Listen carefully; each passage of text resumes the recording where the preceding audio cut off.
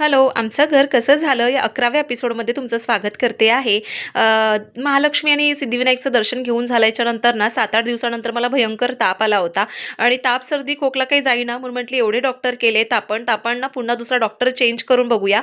म्हणून आम्ही एका डॉक्टर लेडीकडे गेलो आणि त्यांनी मला बघितलं. बघता क्षणी सांगितलं की जे काही तुम्ही गोळ्या वगैरे खाताय तापाच्या, सर्दीच्या, खोकल्याच्या सगळ्या बाजूला ठेवा आणि ही टेस्ट करा. आणि ती एक ब्लड टेस्ट करायला सांगितली. तेव्हा मला कळलं की मी प्रेग्नन्सी कन्सीव्ह केलेली आहे.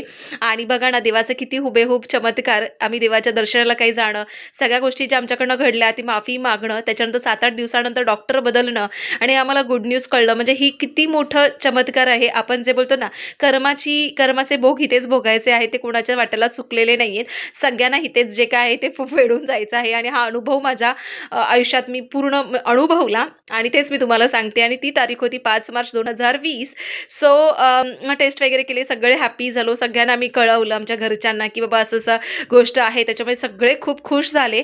आणि एक 15 ते 20 दिवसामध्ये पूर्णपणे लॉकडाऊन लागला आणि तिथपासून आमच्या संसाराला एकदम बोलतात ना सुखद यू-टर्न झाला.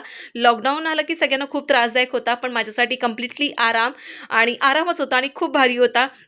कारण ती वेळ होती ना खूप, म्हणजे जे काही दिवस होते ना माझ्यासाठी खरंच खूप मेमरी होती आणि खरंच खूप भारी होते त्याच्यामुळे. आणि त्रास होत होता, बट येस, हळूहळू गोष्टी मी करत होती आणि घरी घरी होती. त्याच्यामुळे ट्रॅव्हलिंग करणं किंवा जॉबला जाणं हा प्रकारच नव्हता. तसंही मी काही लोकांना सांगितलंच होतं की बाबा अशी सिच्युएशन झालेली आहे.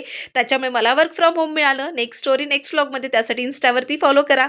चला, बाय.